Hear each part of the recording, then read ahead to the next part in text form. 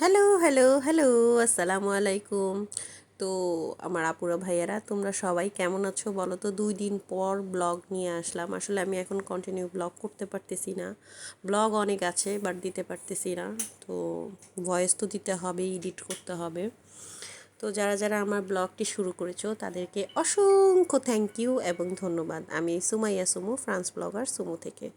তো আজকে হচ্ছে আমি বিয়ে হয়েছে, বিয়ে হওয়ার পর থেকেই হাজব্যান্ড এত বেশি ভালোবাসা দিয়েছে যা বলার মতো না, আল্লাহর কাছে শুক্রিয়া। তো আমি হচ্ছে একাই যাব, আমার একটা অ্যাপয়েন্টমেন্ট ছিল, যাব সেখানে। ছেলে একটাকে নিয়ে যাব আর 2টা বেবিকে রেখে যাইতেছি ফ্রেন্ডের কাছে। তো সব সময় নিজেদের গাড়ি ব্যবহার করি আলহামদুলিল্লাহ।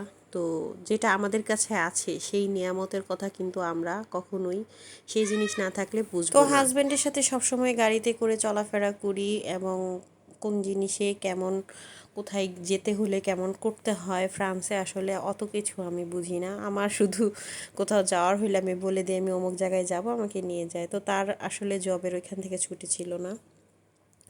আর আমার ডক্টর এমনভাবে আমাকে একটা টাইম দিছে দুপুর 3টার সময়, ওই সময় আসলে পসিবল না, সে আমাকে এসে নিয়ে যাবে, রেখে আসবে। তো তারপর আমি 2টা বাচ্চাকে আমার ফ্রেন্ডের কাছে রেখে, ছোটোটাকে আর মেয়েটাকে আর ছেলেটাকে নিয়ে সাথে গেছি। ও আসলে খুব দুষ্টুমি করে, আমি কারো উপরে ভরসা পাই না। আমি রেখে যাব, যদি পড়ে যায়, ব্যথা পায়, কিছু একটা হয়, এই জন্য আমি আমার সাথেই নিয়ে যাচ্ছি ওরে। একটু কষ্ট হইতেছে আমার ওরে নিয়ে গেলে। তো ভাবলাম বাসা থেকে মেট্রোতে করে চলে যাব আমার ডেস্টিনেশনে, যেখানে আমার যেতে হবে সেখানে। তারপরেই তো মেট্রো টিকিট কেটে দিয়েছিল হাজব্যান্ড আগেই। তো আসলে এগুলো খুব ভোগান্তি, হ্যাঁ, মানে কি বলবো, অনেক ভোগান্তির কাজ। এক জায়গায় নিজের প্রাইভেট ট্রান্সপোর্ট যাওয়া আর পাবলিক ট্রান্সপোর্টে যাওয়া, যদিও মেট্রোতে খুব সময় লাগে না। আর এটা হচ্ছে সেই টিকিট, যেই টিকিট দিয়ে আর কি, কার্ড, নাবিগো কার্ড, এটা দিয়ে আর কি আমরা করছি। তো ছেলেকে নিয়ে গেছি, ওর আসলে কোনো লাগে নাই, ওর তো এখনও 4 বছর হয় নাই, ওর টিকিট লাগে নাই। তো এইভাবে করে আসলে হাজব্যান্ড না থাকলে আমি নিজেই নার্ভাস হয়ে যাই। কোথাও যাওয়ার সময় আমার অনেক নার্ভাস লাগে। আমি কোথাও যাই না, একা কোথাও যাই না। আগে বাবা মার বাসায় থাকতে মা সব সময় যাইতো সাথে, যেখানে যাওয়া লাগতো আমার মা আমার সাথে আমাকে কোম্পানি করতো সব সময়। কোনো দিন আমি একা কোথাও যাই নাই। আর এখানে হাজব্যান্ডের ছাড়াও কোথাও যাই না। আমার যা কিছু লাগে বা কোনো কিছু প্রয়োজন কোথাও যাওয়ার হলে সে সব সময় আমার সাথে থাকে আলহামদুলিল্লাহ। তো এখন সে নাই, মাঝে মাঝে তাকে ছাড়া এদিক ওদিক যাওয়া আসলে আমি অভ্যস্ত না। আর এইসব ট্রান্সপোর্টে চলাফেরা আসলে খুব ডিফিকাল্ট, আমার কাছে ভালো লাগে না, মানে একেবারেই ভালো লাগে না। তারপর পরে যাচ্ছিলাম ছেলেকে নিয়ে এক জায়গাতে, আর প্রচুর হাঁটা লাগে একটা পাবলিক ট্রান্সপোর্ট ব্যবহার করলে, এইখান থেকে সেখানে, সেখান থেকে সেখানে, প্রচুর হাঁটা। আর আমি তো অত হাঁটাহাঁটি করি না সব সময়। তারপরে এই তো অসুস্থ শরীর নিয়ে হাঁটাহাঁটি করে এই তো মেট্রোতে করে যাইতেছি, দেখি কতক্ষণ সময় লাগে। আর ঠিক দুপুরের টাইম, ওই সময় আসলে খাবার খাওয়ারও টাইম নেই। 3টা বাজে আমার অ্যাপয়েন্টমেন্ট দিয়েছে এবং আমি 2টা বাজে হচ্ছে বাসা থেকে বের হয়ে গেছিলাম 1:30টায়। তো 2-2:30 বাজে আমার ওখানে থাকতেই হবে, পেপারস কমপ্লিট করতে হবে। তারপর আমি তো এই ফার্স্ট টাইম আর কি যাচ্ছিলাম, যে এই রুটে, যেই রুটে যাচ্ছি এই রুট দিয়ে আমি ফার্স্ট টাইম যাচ্ছি। আমার খুব নার্ভাস লাগতেছিল যে আমি ঠিকমতো পারবো কি না সময় মতো পৌঁছাইতে। খুব বেশি দূরে না, বাসা থেকে 3টা স্টপ, বাট আমি খুব নার্ভাস ছিলাম যে টাইম মতো যেতে পারবো কি না, যেহেতু আমি অজানা এইখানে, এই রুট ব্যবহার করি নাই আমি এর আগে। আমার এমনি প্রয়োজন হলে আমি বাসে চলাফেরা করেছি, ট্রামে গিয়েছি। আর এইসব মেট্রোর জায়গাগুলো আমার ভালো লাগে না, আমার একেবারেই পছন্দ না। আমি ফ্রান্সে এত বছর থাকি, আমি কখনোই এই রুটগুলো আমি অ্যাভয়েড করি, আমি যাই না, আমি কখনোই যাই না। আমার একটু দেরি হলেও আমি ঘুরে ঘুরে বাসে করে, ট্রামে করে, ট্রেনে করে গেছি, কিন্তু মেট্রো রুটগুলো আমার পছন্দ না। খুব তাড়াতাড়ি যাওয়া যায় এবং আমার ভালো লাগে না, তারপরও এটা আমার নিজের প্রেফারেন্স। আর মাটির নিচে থাকি, কেমন না কেমন মানুষজন আশেপাশে সবসময় এমন মনে হয়। আর এই লিফট, যে এসকালিয়ে বলে, এগুলোর মধ্যে আসলে সেন্সর দেওয়া, যখন কেউ আসে সেন্সর পেলে, হিউম্যান সেন্সর পেলে হচ্ছে খুব স্পিডে চলে, অনেক স্পিড, আর উপর অনেক নিচ থেকে অনেক উপরে ভয়ই লাগে, এই যে অনেক উপরে, কত ফুট এক্স্যাক্ট আমি জানি না, তবে ভয় লাগে, বাচ্চা নিয়েই যাচ্ছি। তো যাই হোক, সব কিছু সুন্দর মতো কমপ্লিট করে আসতে পারলেই হয় বাসা পর্যন্ত। বাসায় রান্না বান্না করে ফ্রেন্ডের কাছে দিয়ে আসছি, পাস্তা করে দিয়ে আসছি, আর আমি একটু পাস্তা নিজে ব্যাগে করে ছেলের জন্য আর আমার জন্য নিয়ে নিছি। দেখি সুযোগ পেলে খেয়ে নেব বা রেস্টুরেন্টে কোথাও গিয়ে খেয়ে নেব। তারপর দেখো কত ঝামেলা, এইখান থেকে ওখানে, ওখান থেকে ওখানে, এই অবস্থা করতে করতে যেতে হয় এক জায়গায় গেলে। এই একটা অবস্থা, ভালো লাগে না আসলে। সাপোর্ট আমাকে এমনভাবে সাপোর্ট দিতে দিতে এমন করে ফেলছে, ছোট বাচ্চার মতো করে ফেলছে, যে এখন তাকে ছাড়া আসলে পসিবল না মনে হয়। তো তার উপরে এমনভাবে ডিপেন্ড হয়ে গেছি। কোথাও গেলে বাচ্চাদেরকেও এমনভাবে সে নিজেই সব কিছু হ্যান্ডেল করে, টেক কেয়ার করে।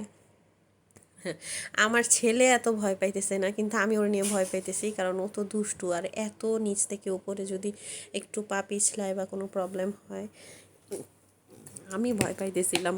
আমি মানে শ্যুট করতেছিলাম কিন্তু ভয়ে ভয়ে। যাই হোক, কথা বলতে বলতে চলে আসলাম, আমার ডেস্টিনেশনে চলে আসছি। 3টা স্টপ ছিল, সুন্দর মতো চলে আসতে পারছি। আসলে এত কাঠফাটা রোদ, এমন রোদ মানে কি বলবো, একদিন বের হয়েছে আমার পা সানট্যান পড়ে গেছে একদিনেই। অনেক বেশি রোদ পড়তেছে এখন ইদানিং, হঠাৎ করে আবার গরম, এই মাঝখানে ঠান্ডা ছিল কয়েকদিন, আবার গরম পড়তেছে। এমন ওয়েদারের কারণে আসলে অসুস্থতা মানুষের যাচ্ছে না। আর এই মহিলা দৌড়াইতেছে কেন জানি না, অযথাই সে দৌড়োদৌড়ি করতেছে। আমি শুধু অবাক হয়ে দেখলাম তারে, সেখানে এদিক থেকে দৌড়ায় ওদিক যাইতেছে। তারপর পরেই তো আমরা চলে যাব একটু আমাদের কাজ বাজ সেরে। তারপর হচ্ছে ভাবছি ওকে নিয়ে, ওকে একটু খাওয়ানোর চেষ্টা করেছিলাম এখানে বসে, কিন্তু ও খায় নাই। তারপর রেস্টুরেন্টে নিয়ে গেছিলাম। কাজ শেষ করে যে রেস্টুরেন্টে বসে আমি হচ্ছে ফ্রিদ বলে, যেটাকে বাংলাদেশে ফ্রেঞ্চ ফ্রাই, সেটা অর্ডার করছিলাম। আর আমার ছেলের অবস্থা দেখো কি করতেছে, এখান থেকে ওইখানে যতক্ষণ আর কি অর্ডার আসতে সময় লাগে ততক্ষণ সময় সে মানে পুরো রেস্টুরেন্ট উথাল পাথাল করে ফেলতেছে। তো আমার ব্যাগে পাস্তা আছে, প্রথমে এইটা নিলাম ওর জন্য, ও খাক, সাথে আমিও একটু খেলাম। আর পাস্তা আছে, সেটাও খাওয়াই দেবো, ট্রাই করব দেখি খায় কিনা। তো আমি এরকম করি, খাবার দাবার সবসময় সাথে রাখি। যে কোনো জিনিস ওরা যেগুলো খায়, ওগুলো মিষ্টি জাতীয় জিনিসগুলো না, যেমন চকলেট টকলেট এগুলো অত বেশি না, যেগুলো ওরা খায় আমি বাসা থেকেই রেডি করে নিয়ে বের হই। সব জায়গায় আমি আমার নিজের খাবারগুলোই চাই যে ওরা খাক বাহিরের খাবার থেকে। আর বাহিরের খাবার খাই না এমন না, বাহিরের খাবারও খাওয়া হয় আমাদের, তবে ওই যেই জিনিসগুলো আসলে, যেমন এই যে এই আলুর ফ্রাই, এটা তো শুধু আলু আছে, অয়েলি, কিন্তু চেষ্টা করি যাতে যত কম খাওয়া যায়। তা এইসব রেস্টুরেন্টে তো এছাড়া তো আর অন্য কোনো অপশন নেই, আর এইসব দেশের মানুষগুলো এগুলোই বেশি খায়। তারপর আমি ট্রাই করলাম যে পাস্তা আমি নিজে খেলাম, তারপর বললাম যে নাও একটু খেয়ে নাও, খাবে না, সাইড থেকে যতটুকু পেরেছি খাওয়াইলাম। তারপরে এই বাসার দিকে চলে যাব এখন। তো যারা যারা আমার ব্লগে আমার সাথে ছিলা তাদেরকে আমি বলবো যে তোমরা আসলে আমাকে এতটা সাপোর্ট করো দেখেই আমি এই পর্যন্ত আসতে পেরেছি, এবং আমি চাইবো তোমরা আমাকে আরেকটু সাপোর্ট করো, ভালোবাসা দিয়ে আমাকে এগিয়ে নাও। আর যদি আমার ব্লগে কোনো কিছু খারাপ লাগে, দৃষ্টিকটু লাগে, অবশ্যই তোমরা, আমি বলবো, কমেন্টের মাধ্যমে জানাবা। প্রতিটা জিনিস আমি ভালো করে সুন্দর করে তুলে ধরবো। আমি ওরকম কোনো আর্টিস্ট না, এবং ওইটা আসলে স্ক্রিপ্টেড কোনো জিনিস না, আমি আমার লাইফটাই তোমাদের সামনে তুলে ধরি। তো বাসায় চলে যাওয়ার জন্য প্রতিটা মেট্রো হচ্ছে 3 মিনিট 4 মিনিট পর পর আসে, ওয়েট করতেছিলাম। আমার সামনে দিয়ে একটা গিয়েছিল, আমি তাড়াহুড়ো করে উঠি নাই, ছেলেকে নিয়ে উঠবো তাড়াহুড়ো করে আমি উঠি নাই, ছেড়ে দিছি, পরেরটা যখন আসবে তখন উঠবো।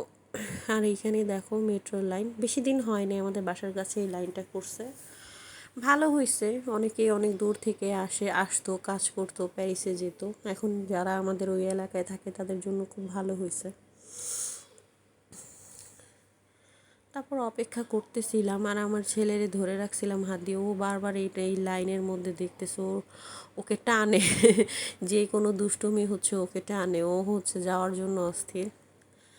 তারপরে এই তো উঠে যাব, উঠে গেলে পরে 10 মিনিটের মতো লাগবে বাসায় চলে যেতে। তারপর ওখান থেকে হেঁটে যাব বাসার সামনে থেকে। তারপরে যতক্ষণ সময় লাগে ততক্ষণ সময় একটু ফিল্ম করে নিলাম তোমাদের সাথে শেয়ার করার জন্য।